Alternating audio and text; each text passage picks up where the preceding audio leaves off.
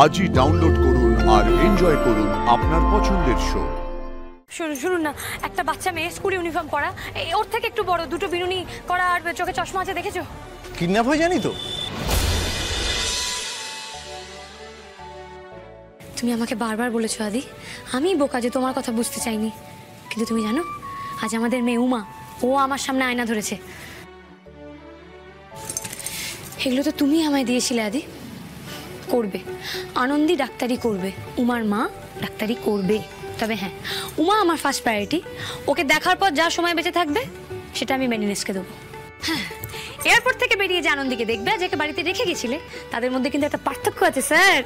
তো এই রে এটা দিদিকে আর উমাকে স্কুল থেকে পিক করার সময় হয়ে গেছে। আচ্ছা ঠিক আছে, আগে বাচ্চা দুটোকে নিয়ে আসি। না, নিয়ে দেয় দিদি, তুমি এখানে চুপটি করে বসো। হ্যাঁ, উমা তো ছুটি হয়ে গেছে, আমি ওকে নিয়ে আসি। কোথাও যাবে না কিন্তু, কেমন? দাদা, ওকে একটু দেখে রেখো। আসছি মা।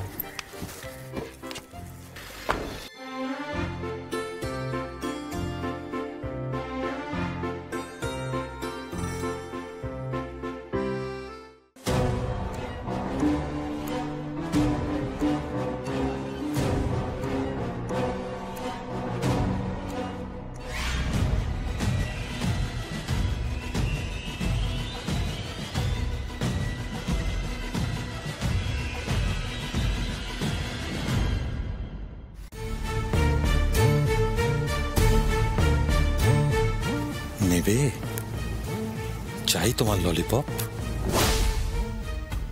এসব অনেক ললিপপ আছে, তোমায়ও দেব, তোমার বোনকেও দেব। এসো এসো। কি হলো, এসো।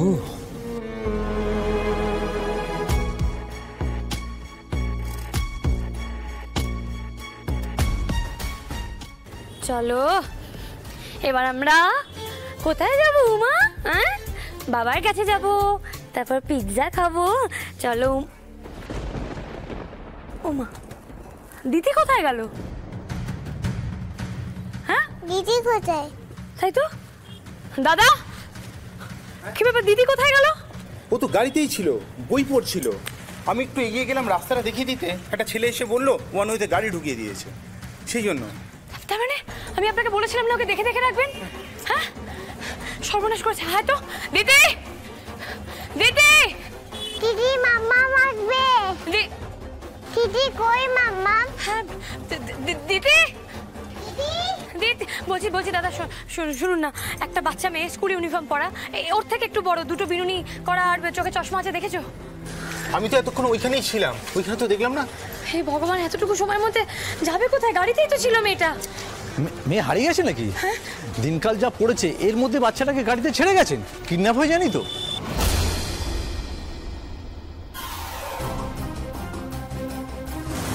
কিডন্যাপ? আকাশ থেকে পড়ছেন নাকি? কি হচ্ছে চারপাশে জানেন না? এবার দেখুন মেয়েকে কোত্থেকে পান। দিদি দিদি দিদি দিদি। আরে এইভাবে ডাকলে মেয়েকে পাবেন নাকি?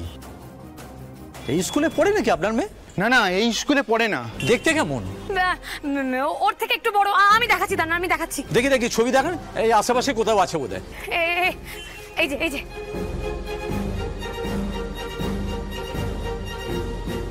যে দেখেছেন? হ্যাঁ, ওকে দেখে আপনি দেখেছেন? হ্যাঁ, এই যে দেখুন না।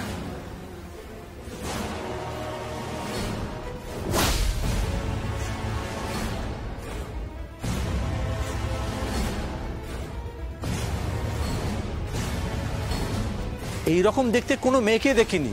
আপনারা কেউ কি দেখেছেন? গাড়িতেই তো ছিল।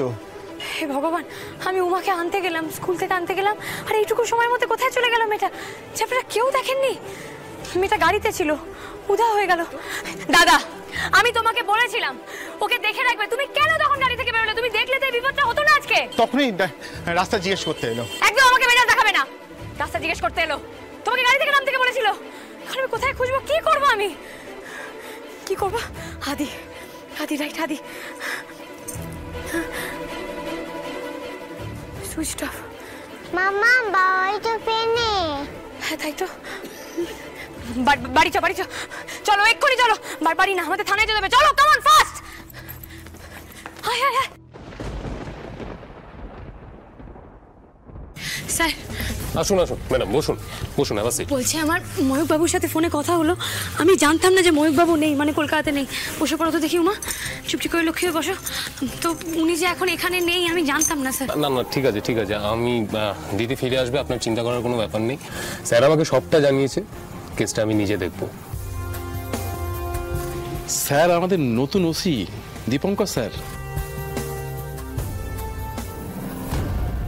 ও তার মানে তো আপনি নতুন, তার মানে এই এরিয়াতে আপনি তো কাউকেই চেনেন না। আপনি দিদিকে খুঁজে বের করতে পারবেন তো স্যার? আগে সবটা শুনি, তারপর দেখা যাক কি হয়।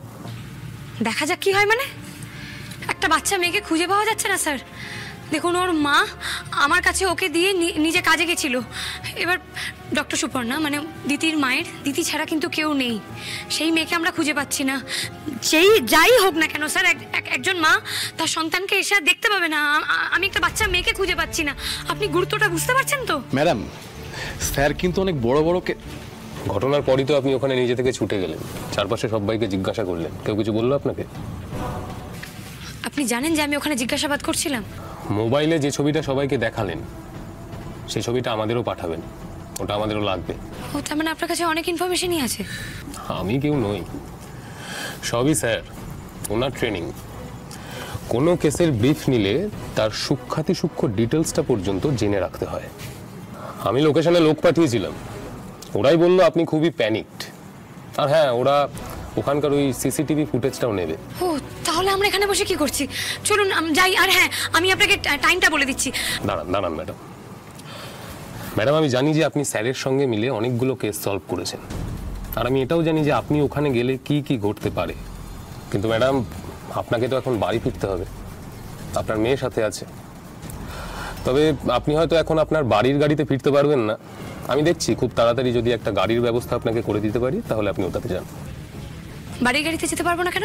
আপনার ড্রাইভারকে আমরা আমাদের কাছে রাখছি, ওনাকে কিছু জিজ্ঞাসাবাদ করার প্রয়োজন আছে। মানে বিকাশ দাকে আপনারা আটক করে রাখবেন আর সেটা আপনি আমাকে এখন জানাচ্ছেন? ও আগে বলতে হতো। এক্সকিউজ মি, তো ময়ূক বাবু থাকলে আমার মনে হয় বেশি সুবিধা হতো। আমি ময়ূক বাবুর সাথে না হয় কথা বলে নেবো, আমার মনে হয় না আপনি পারবেন।